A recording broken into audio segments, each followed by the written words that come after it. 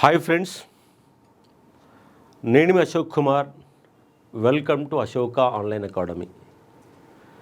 Police డిపార్ట్మెంట్లో ఖాళీలు ఉన్నాయి 19,000.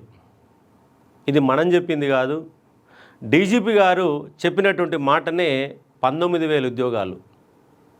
గత టీఆర్ఎస్ గవర్నమెంట్లో 2016లో, 2018లో, 2022లో 3 దఫాలు కలిసి 48,000 సంబంధించిన నోటిఫికేషన్లు వచ్చినాయి.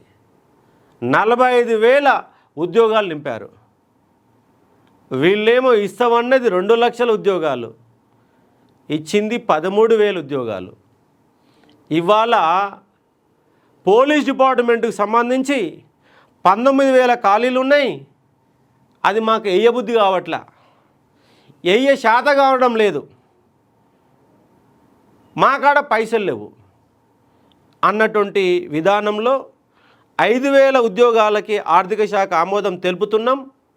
5,000 ఇస్తామంటున్నారు. మరి ఇవ్వకపోయినా విద్యార్థులు ఊకుండే వాళ్ళేమో, కానీ 5,000 ఇస్తే మాత్రము రాష్ట్రం అనేది ఆగమాగమవుతుంది. కావాలంటే నేను చెప్పినవి వాస్తవాలు అవుతాయి. కావాలంటే 10 రోజులు వెయిట్ చేసి చూడండి, రాష్ట్రం ఎట్లయిద్దో చూడవు. ఏ పేరుతో అయితే మీరు అధికారంలోకి వచ్చిరో, ఏ నిరుద్యోగులైతే మోసం చేసి నిరుద్యోగులకు మాటలు చెప్పి ఇవాళ అధికారంలోకి వచ్చిరో, ఏ రాహుల్ గాంధీ తీసుకొచ్చారో, ఎవరెవరైతే తీసుకొచ్చి వాళ్ళ అధికారంలోకి వచ్చి దొంగ మాటలు చెప్పి అధికారంలోకి వచ్చారు. మీరు రేపు 5,000 ఉద్యోగాలకు సంబంధించి నోటిఫికేషన్ ఇస్తామంటే మాత్రం రాష్ట్రం మొత్తం నిరుద్యోగులతో నివురుగప్పిన నిప్పలా ఉంది. ఎందుకంటే మీరు చెప్పిన దొంగ మాటలకి, ఇవాళ చేస్తున్న పనులకి ఎక్కడ పొంతం లేదు. మీరు ముష్టి మొత్తం కలిపిన 13,500-14,000 లోపే ఉద్యోగాలు ఇచ్చారు. 67,000 ఉద్యోగాలని దొంగ లెక్కలు చెప్పారు. దొంగ లెక్కలు చెప్తూనే ఉన్నారు. సిగ్గు, లజ్జ, ఎగ్గు ఏది లేకుండా పనికి మాలిన గవర్నమెంట్ ఇవాళ రాష్ట్రంలో అధికారంలో కొనసాగుతుంది. ఇవాళ దేశంలో జెంజీ కాక్రోచ్ ఉద్యమాల పేర్లు బలంగా వినపడుతున్నాయి. రాష్ట్రంలో వితిన్ 15 రోజులలో ఈ జెంజీ కాక్రోచ్ ఉద్యమాలు రావడానికి సిద్ధంగా ఉన్నది. ఎందుకంటే నిరుద్యోగులు ఇప్పటికే ఇగేస్తరమ జూన్ 2 కోసం ఎదురు చూశారు. జూన్ 2 నాడు ఏమి ఇవాళ పైగా జాతర పేరుతో Telangana public service commission chairman press meet పెట్టిండు. పాత జీవోలలో 46 ఏండ్లు ఉన్నాయి. పాత జీవోని కంటిన్యూ చేయకుండా 44 ఏండ్లు ఇచ్చారు. మీరు నిరుద్యోగులు రెచ్చగొడుతున్నారు. అవును, 2 లక్షల ఉద్యోగాల కోసం నిరుద్యోగులు రెచ్చగొట్టి అధికారంలోకి వచ్చారు. ఇవాళ మాలాంటి వాళ్ళు మాట్లాడితే నిరుద్యోగులు రెచ్చగొడుతున్నారు, ఉల్టా మాటలు మాట్లాడుతున్నారు. దొంగ నా కొడుకులు ఎవరో మీరు ఒక్కసారి ఆలోచన చేయండి. ఎందుకంటే ఇవాళ రాష్ట్రంలో ఉన్నటువంటి ముఖ్యమంత్రి ఒక పనికి మాలిన ముఖ్యమంత్రి. దేశంలో 28 మంది ముఖ్యమంత్రులు ఉంటే 30 మంది అనుకో, 2 రాష్ట్ర కేంద్రపాలిత ప్రాంతాలు కలిపితే, అందరిలో పనికి మాలినోడు ఎవడంటే ఈ రేవంత్ రెడ్డి.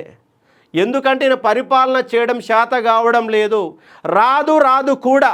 కాబట్టి నువ్వు ఎమ్మటే ముఖ్యమంత్రి పదవికి రాజీనామా చేయి. నువ్వు పీసీ అధ్యక్షుడిగా, మిగతా చాలామంది సీనియర్లు చదువు చాలామంది ఉన్నారు, నీకు చదువు రాదు, అవగాహన లేదు. కాబట్టి నువ్వు యాజ్ అన్ఫిట్ ఫర్ సీఎం. కాబట్టి ఈ రేవంత్ రెడ్డి రాజీనామా చేస్తేనే సాధ్యమవుతుంది బిడ్డ.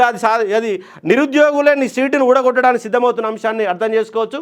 17,000 పాఠశాలలు ఉంటే తలా తిక్క తోక సమాధానం లేకుండా 4,000 చేస్తారట. ప్రైవేటు పాఠశాలలు 12,000 ఉంటాయి. అంటే ఉన్న వ్యవస్థను మొత్తంగా ముండమోపడాలన్న ఉద్దేశంతో ఉన్నారు. ఇవాళ నల్గొండలకు స్కూల్ కడితే 4,000 అప్లికేషన్లు వచ్చినాయి.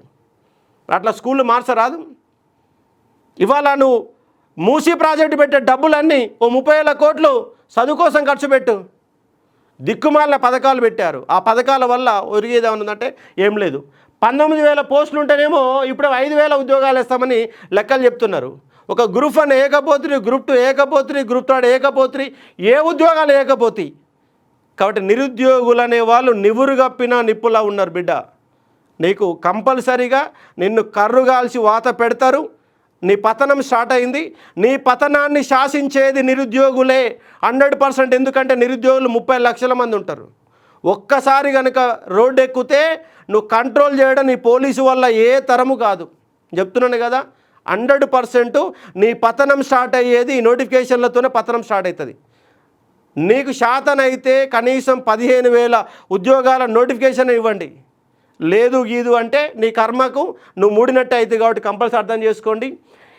అంటే రేవంత్ రెడ్డి చెప్పే అంత బద్మాషి మాటలు దేశంలో ఏ ముఖ్యమంత్రి చెప్పాడు, ఎవడు చెప్పాడు? ఒక మాటల గారడి, అంతా డొల్ల, ఏమీ లేదు, అంతా డొల్ల. 2.5 సంవత్సరాలుగా పీకింది కూడా ఏమీ లేదు. కాబట్టి నిరుద్యోగులు చైతన్యవంతంగా ఉన్నారు, నివురుగప్పిన నిప్పులా ఉన్నారు. చిన్న అగ్గికణం రాజేస్తే రాష్ట్రంలో మంట మండడానికి సిద్ధంగా ఉంది. ఒక ఫ్రెంచ్ విప్లవ కాలంలో వాతావరణం అంతా రెడీ అయినట్టుగా మీ దగ్గర కూడా అలాంటి వ్యవస్థనే కొనసాగడం సిద్ధంగా ఉంది. అటు పరిపాలన డొల్లా.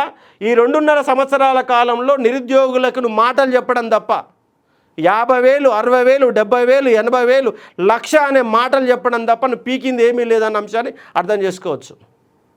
కాబట్టి ఖచ్చితంగా మహా ఉద్యమానికి సిద్ధమవుతుంది. వాతావరణం రెడీగా ఉంది.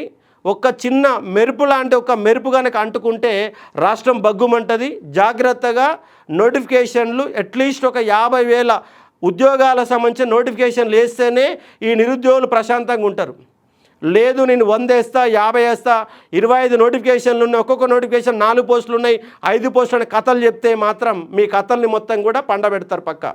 ఇది మాత్రం వాస్తవం కూడా అర్థం చేసుకోండి. నాకు ఇవాళ అశోక్ సార్ని ఎంక్వైరీ చేయడానికి 10 మంది విద్యార్థుల ఫోన్ చేసి సార్ ఎక్కడ ఉంటాడు, ఏం చేస్తాడు, యాడ ఇన్స్టిట్యూట్ ఉంది, ఆడపాడని చెప్తుండు. మొత్తం లెక్కలు తీసి ఒక ప్రయత్నం చేస్తాడు. తీయండి, ఏమి కాదు. నన్ను అరెస్ట్ చేస్తారా చేసుకోండి, జైలు వేస్తారా వేయండి, పీడీ యాక్ట్ పెడతారా పెట్టండి, ఏమైనా చేసుకోండి.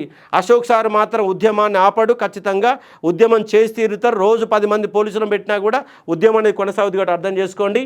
ఏ నిరుద్యోగుల పేరుతో అధికారంలోకి వచ్చారో ఇవాళ అదే నిరుద్యోగులు నిన్ను కంపల్సరీగా ఇంటికి పంపించడానికి సిద్ధమవుతున్నారు. కాబట్టి డీజీపీ గారు మీకు రేవంత్ రెడ్డికి అట్లాగా అర్థం కాదు. డీజీపీ గారు మీరని అర్థం చేసుకొని ముఖ్యమంత్రికి అర్థమవుతాడు చెప్పండి. ఆయన కాడున్న సలహాలు ఇచ్చే వాళ్ళు కూడా పనికి వాళ్ళు ఉన్నట్టుగా కనబడతా ఉంది. కానీ నిరుద్యోగులు అనేవాళ్ళు ఇవాళ ఎట్లా ఉన్నారంటే ఆవేశంగా ఉంది. నేను చెప్పడం కాదు, ఎందుకంటే మీరు ఇప్పటిదాకా అన్ని మాయమాటలు చెప్పారు తప్ప నోటిఫికేషన్లు ఏమి ఇవ్వలేదు కదా. మీరు ఇచ్చినటువంటి పత్రాలు 2022లో ప్రిపేర్ అయిన ఉద్యోగులు. మీరు అధికారంలోకి వచ్చిన తర్వాత చదివినోడికి ఎవరికైనా ఉద్యోగం వచ్చిందా? అధికారంలోకి వచ్చినాక చదివినోడికి ఎవరికి నువ్వు నోటిఫికేషన్ ఇవ్వాలా. నోటిఫికేషన్ ఇవ్వకుండా ఉద్యోగాలు ఇవ్వడం అనేది చెప్పే ఒక భ్రమలలో మీరు బతుకుతున్నారేమో. కానీ నిరుద్యోగులు అనే వాళ్ళకి అన్నీ తెలుసు. కాబట్టి రేపు కనుక పోలీస్ సంబంధించి 5,000 ఇస్తే మాత్రం రాష్ట్రం మొత్తం ఆగమాగమవుతుంది. ఇవాళ నిరుద్యోగులు రోజు నాకు ఒక 100 మంది పోలీసులు చేస్తున్నారు. వాట్సాప్ గ్రూపులు ఏర్పడుతున్నాయి, టెలిగ్రామ్ గ్రూపులు ఏర్పడుతున్నాయి, ఇన్స్టాగ్రామ్లలో ఉద్యమాలు నడుస్తూ ఉన్నాయి. సోషల్ మూమెంట్ బలంగా నడుస్తుంది.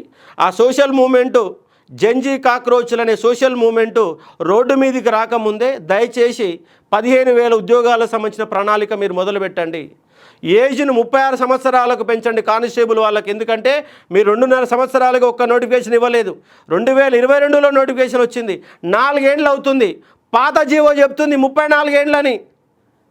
పాత జీవో 42 ప్రకారం 34 సంవత్సరాలు ఉంది. ఇప్పుడు మళ్ళీ నువ్వు ఎందుకు తగ్గించారు? 87 జీవో ప్రకారం ఎందుకు తగ్గించారు? పాత జీవో 30 ప్రకారం ఏజ్ 46 ఉంది, మీరు ఇప్పుడు మళ్ళీ 44 చేశారు. కాబట్టి పాత జీవోల ప్రకారం ఏజ్ను పెంచండి. నిరుద్యోగులకు సంబంధించి అన్ని డిపార్ట్మెంట్లకు సంబంధించి నోటిఫికేషన్లు జారీ చేయండి. లేదు నాకు ఇంకా ఎలక్షన్ ఇంకా 2.5 సంవత్సరాలు ఉంది, ఇంకా 1 ఇయర్ ఆపుతా అంటే ఆ 2.5 సంవత్సరాలు నువ్వు ఉండవు. సంవత్సరం లోపల దిగిపోవాల్సినటువంటి పరిస్థితి ఏర్పడుతుంది. అధికారంలో చేతి ఉంది కదా అంటే కుదరదు. ఎందుకంటే ఇది ప్రజాప్రభుత్వం. ప్రజల చేత ఓటేస్తే, నిరుద్యోగులు ఓటేస్తే, అందరు కలిసి ఓటేస్తే నువ్వు అధికారం చేపట్టినవు. నీ అయ్యే సొమ్ము కాదు, నీ అబ్బా సొత్తు కాదు. ఈ రాజ్యం యొక్క అధికారం. కానీ రాజ్యం అనేది అందరికీ ఫలాలు ఇవ్వాల్సిన అవసరం ఉంది. కానీ నీ పరిపాలన చేతగాక ఉద్యోగాలు ఇవ్వనంటున్నావు. నీ పరిపాలన చేత కాదు కాబట్టి రాజీనామా చేసి ఇంటికి దొబ్బేస్తే ఇంకోళ్ళు కొత్త వాళ్ళు వచ్చి పరిపాలన చేస్తారు. నిన్న కర్ణాటకలో ఒక ఆయన ముఖ్యమంత్రి పోయిండు, మరో ముఖ్యమంత్రి వచ్చిండు. నువ్వు కూడా రాజీనామా చేయి. ఎందుకంటే నువ్వు అనుకోకుండా అధికారంలోకి వచ్చినాడు. నువ్వు అధికారం రావాలని అధికారం ఇచ్చినటువంటి సందర్భం కాదు. కాబట్టి రేవంత్ రెడ్డి రాజీనామా చేయాలా, నోటిఫికేషన్ల మొదలు పెట్టాలా. కాబట్టి అంశంపై నిరుద్యోగులు అనే వాళ్ళు ఆగమాగం ఉన్నారు. కాబట్టి ఆగమవుతారు. ఆగం చేయకండి, ఆగం కాకండి. కాబట్టి నిరుద్యోగులారా దీనిపైన అందరూ కూడా కామెంట్ పెట్టండి. ఈ ప్రభుత్వాల వ్యవస్థను ఏంటో లెక్క చూసే ఒక ప్రయత్నం చేద్దాం. కాబట్టి ఖచ్చితంగా 15,000 నోటిఫికేషన్ ఇవ్వాల్సిందే, 36 సంవత్సరాలకు ఏజ్ పెంచాల్సిందే, 46 ఏళ్ళకు జనరల్ నోటిఫికేషన్ పెంచండి, నోటిఫికేషన్ మొదలు పెట్టండి. గ్రూప్స్ నోటిఫికేషన్, డిఎస్సి నోటిఫికేషన్ అన్ని డిపార్ట్మెంట్లలో కనీసం 50,000 ఉద్యోగాలకు సంబంధించిన నోటిఫికేషన్లు ఇవ్వండి. మాకు చేత కాదంటే దిగిపోండి.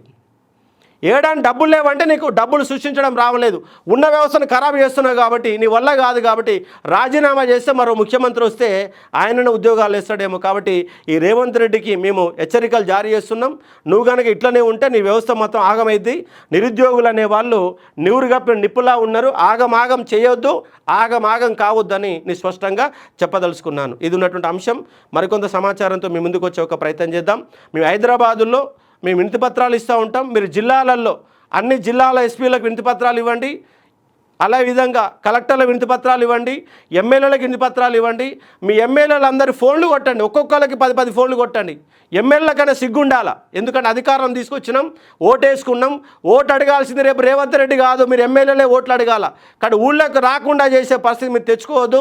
కాబట్టి ప్రతి విద్యార్థి ఎమ్మెల్యేలకు ఫోన్ చేసి రిక్వెస్ట్ చేయండి. మీరు ఉద్యోగాలు ఇవ్వడం లేదు, మాటలు చెప్తున్నారు, కల్లిబోళ్ళు కబుర్లు చెప్తున్నారు, దొంగ మాటలు చెప్తున్నారు. మీ రేవంత్ రెడ్డి ముఖ్యమంత్రి పనికిరాడు, ఆయన మాట్లాడండి అని చెప్పేసి మీ ఎమ్మెల్యేలకు ఫోన్ చేసి ఒక ప్రయత్నం చేస్తే బాగుంటుందని స్పష్టంగా చెప్పదలుచుకున్నాను. కాబట్టి రేవంత్ రెడ్డి నీ వల్ల కాదు, దిగిపోయి రేవంత్ రెడ్డి నీ వల్ల కాదు అని చెప్పేసి పాటలు కూడా పాడిన సందర్భాలు ఉన్నాయి. అలాంటి పరిస్థితి తెచ్చుకోవద్దని స్పష్టంగా చెప్పదలుచుకున్నాను. Thank you. మరికొంత సమాచారంతో ముందుకు వచ్చే ప్రయత్నం చేస్తాను.